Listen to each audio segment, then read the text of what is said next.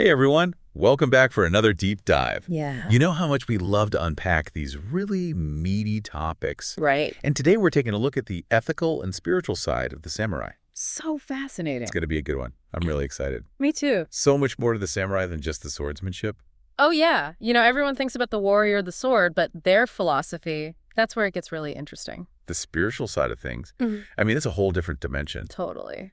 We're talking Zen Buddhism, Confucianism. Shintoism. It's like a whole blend of ideas shaping their worldview. And that's what we're going to unpack today. So where do we even begin with the samurai? What period are we talking about here? Well, we got to go back to feudal Japan, Yes. starting around the late 11th century. It was a time of major power struggles between these different clans. So constant conflict. I could see why you'd need a warrior class in that kind of environment. Exactly. And that's where the samurai emerged. So they were like protectors for these local lords.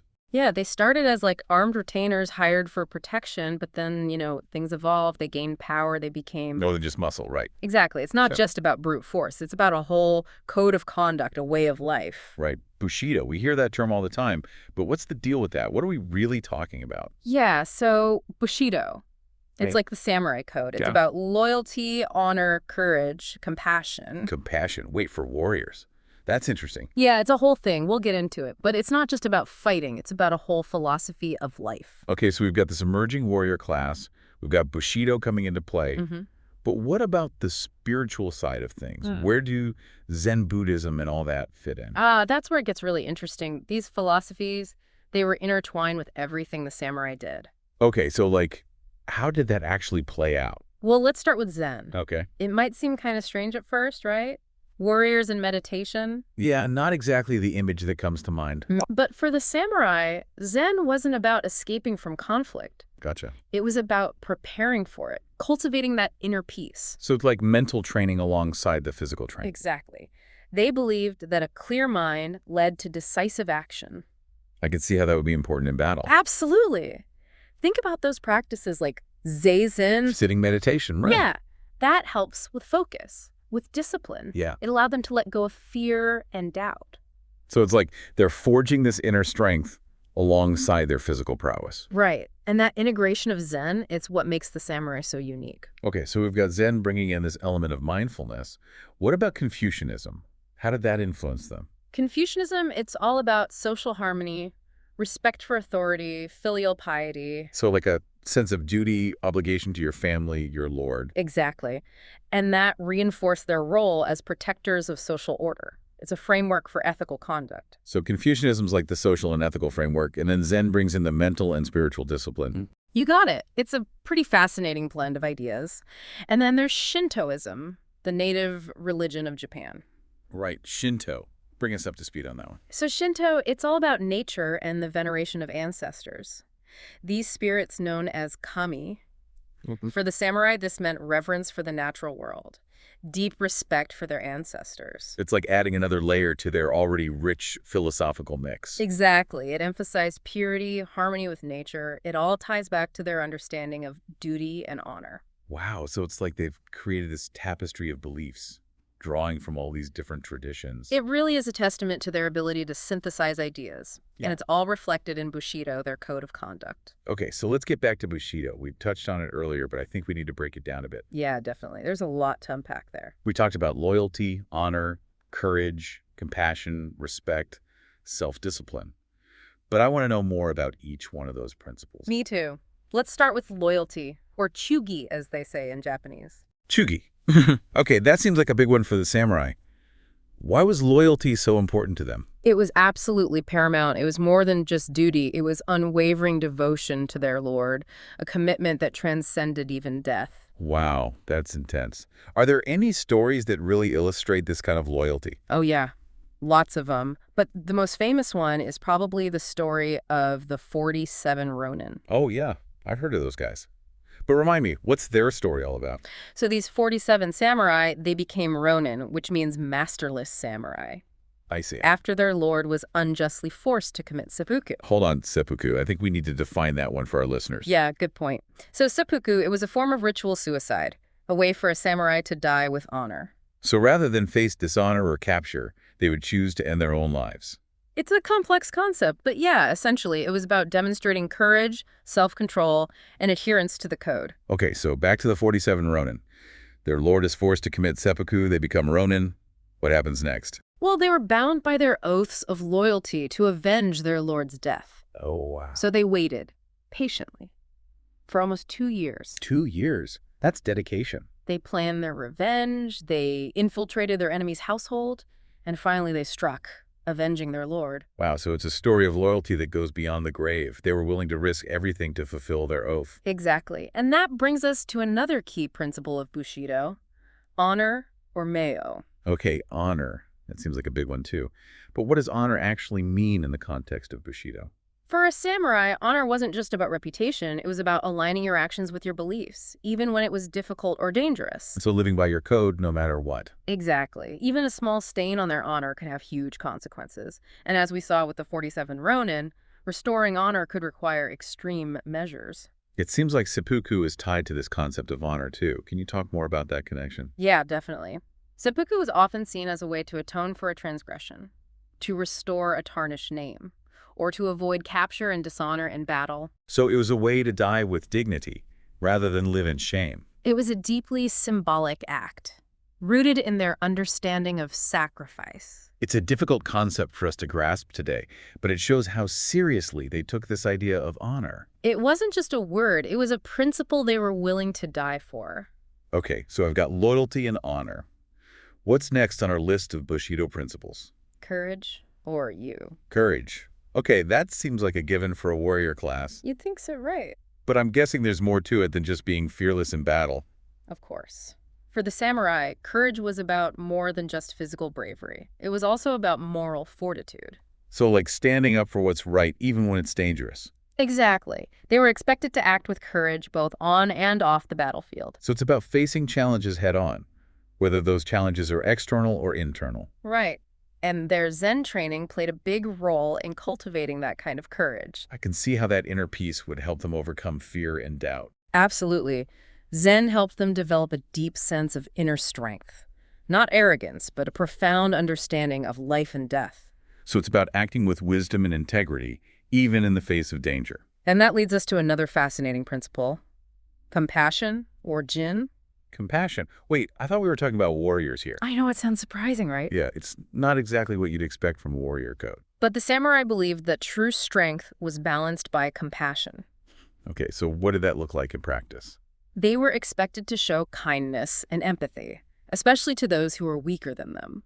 So it's about using their strength to protect the vulnerable, not just to dominate others. Exactly. A samurai was supposed to be a protector, not just a fighter.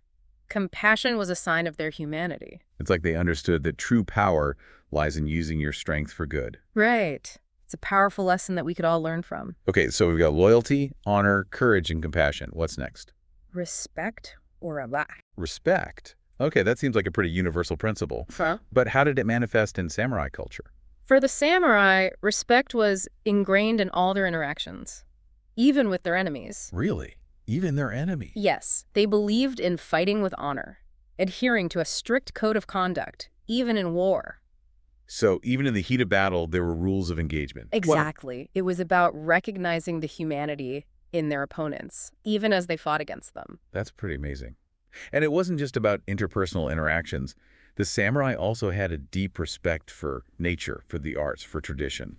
You're right. That respect for nature came from their Shinto beliefs, that connection to the sacredness of the natural world. Right. And their appreciation for the arts, whether it was calligraphy, poetry, the tea ceremony. It reflects their refined sense of aesthetics. It's like they were striving for a balance between their warrior spirit and this deep appreciation for beauty and tranquility. Exactly. And finally, we come to the last principle of Bushido. Self-discipline, or Shishin. Self-discipline. Okay, that seems crucial for a warrior, but I'm guessing it went beyond just physical training. Absolutely. Self-discipline was the foundation of their entire way of life. It was about mastering their minds and bodies. So it's about pushing themselves to their limits, constantly striving for improvement. Exactly. Think about their rigorous training in martial arts, their dedication to Zen meditation. Right. It was all about developing an iron will and an unshakable sense of self-control. It's amazing how those seemingly opposite ideas, The warrior spirit and the pursuit of inner peace come together in the samurai ideal. It's a testament to their holistic approach to life. They understood that true strength encompasses both the physical and the spiritual. Okay, so we've unpacked the core principles of Bushido. Loyalty, honor, courage, compassion, respect, and self-discipline. It's a pretty impressive code of conduct. It really is. And I can see how it shaped them into the legendary figures they are today, but their impact goes way beyond the battlefield. Oh yeah, for sure. Samurai culture influenced everything. Art, literature, theater. It's a legacy that's still felt today. So let's talk about those cultural expressions. How did samurai philosophy show up in Japanese art and literature? Well, one of the best examples is The Tale of the Hike. The Tale of the Hike. Okay, tell me more about that. It's an epic war chronicle that tells the story of the Genpei War. The Genpei War. Yeah, that was a major conflict. Right. It's full of tales of bravery, loyalty, and the tragic beauty of a warrior's life. It sounds like a must-read for anyone who wants to understand the samurai mindset. Absolutely. And then there are all the Bushido treatises. Treatises. Yeah, like essays and stuff written by samurai. Yeah. Reflecting on their own experiences, offering insights into the code. They really delve into the philosophy behind the samurai way of life. So it's like getting a glimpse into their minds, seeing the world through their eyes. Exactly. And it wasn't just writing. The samurai, they were also patrons of traditional Japanese crafts, pottery, textiles, metalwork. They had such an appreciation for beauty and precision. Right. It's all part of that holistic approach to life. So it's not just about fighting. It's about cultivating beauty and excellence in all aspects of your existence. Exactly. And of course, we can't forget about martial arts, kendo, kenjutsu, aikido. These are all descended from samurai swordsmanship. Right. And they're not just about fighting. They're about self-discipline, respect, focus. All those core Bushido principles we've been talking about. It's incredible how this ancient warrior code still resonates with people today. It really is. But the samurai era couldn't last forever. Right. Right. Our source material talks about the Meiji Restoration as a major turning point. Yeah. What happened during that time? So the Meiji Restoration, it all started in 1868. It was a time of huge change for Japan. Rapid modernization, westernization. Right. The samurai class was officially abolished. Japan created a modern army. So it's like the end of an era. But did the samurai ideals just vanish overnight? Not at all. Their formal role in society changed, yeah. Sure. But their spirit, their values, they lived on. Loyalty, honor, self-discipline. They continued to influence Japanese culture. I can see how those values would still be relevant in a changing world. They provide a sense of stability, of continuity. Exactly. And those values inspired artists, writers, filmmakers, even today. Think about Akira Kurosawa. Oh yeah, Kurosawa, a legendary filmmaker. His films, Seven Samurai, Yojimbo, they're steeped in samurai themes, exploring those complexities of honor, duty. It's amazing how those classic samurai archetypes still resonate today. And you can't forget about anime and manga. Oh yeah, huge. What are some good examples? Rurouni Kenshin, Samurai Champloo. They reimagine the samurai era in this really cool way. Themes of redemption, justice, the power of the samurai code. It's fascinating how this warrior culture from centuries ago still captures our imaginations. There's something eternally compelling about the samurai. Their dedication to their ideals, their pursuit of excellence. And it's a global phenomenon too, not just in Japan. Right. People all over the world are drawn to their stories, their philosophy, their martial arts. It's like those values of honor, respect, self-discipline. They speak to something universal. Totally. It's about that yearning for a life of purpose and meaning. So even though the samurai era is over, their legacy lives on. Definitely. It's a reminder that those values are still relevant today. And speaking of connecting ancient wisdom to modern life, our source material mentions some parallels between samurai philosophy and other traditions, both East and West. Yeah, it's super interesting to see those connections. I'm curious to explore that, so where do we start? Well, there are some clear links to Stoicism. Stoicism. Okay, refresh my memory on that one. So Stoicism is all about focusing on what you can control, accepting what you can't, living in accordance with nature. Right. I remember now. And how does that connect to the samurai? Well, Stoics, like the samurai, they really emphasize personal virtue, self-control, accepting what you can't change. They both believed in living a life of purpose, even when things are tough. It's like they were both striving for that virtue and resilience. Exactly. Even though they were separated by, huge distances and cultural differences. Right. And there are also some cool parallels between samurai philosophy and Taoism. Taoism. Okay, that's about Harmony with nature, going with the flow, Right. finding balance. How does that fit in? Well, think about it. The Taoist principles of simplicity, naturalness, going with the flow, they really complement the Zen ideology. Oh, yeah, I see that connection. They both emphasize being present, accepting change, finding that inner harmony. So we've got these different philosophies from different parts of the world, all arriving at similar ideas about how to live a meaningful life. It's pretty amazing. It really makes you think. Yeah. But let's bring it back to our listener. Why should they care about all this samurai stuff? What's the relevance for us today? That's a great question. I think in a world that often feels chaotic and overwhelming, the samurai offer a model for living with intention and purpose. Their emphasis on self-discipline, resilience, ethical conduct, it's incredibly relevant even if we're not facing enemies on a battlefield. So how do we take these principles like loyalty, honor, respect, and make them work in our everyday lives? I mean, those words can feel a little abstract sometimes. You're right, they can. But think about it like this. Loyalty. It's not just about being faithful to a lord. It's about being committed to your values, your relationships. Goals. Exactly. It's about showing up for the people and things that matter to you, even when it's hard. So it's about that consistency of character, that Yeah. steadfastness that the samurai were known for. Right. And honor. It's not about some ancient ritual or social status. It's about living with integrity. Even when no one's watching. Exactly. Doing the right thing, even when it's tough, because it reflects who you really are. It's like that inner compass that guides you. And respect. It's not just about bowing or etiquette. It's about treating everyone with dignity. No matter who they are or where they come from. Right. It's about listening with an open mind, considering different perspectives, valuing everyone's worth. These are values that go beyond any specific culture or time period. Exactly. They're about being a better person, A better neighbor. a better citizen of the world. And in a world that often feels so focused on instant gratification and superficiality, Right. the samurai remind us about discipline, perseverance, striving for excellence. It's about mastering yourself, physically and mentally. It's a journey of self-improvement. And they did all of this while still appreciating beauty and serenity.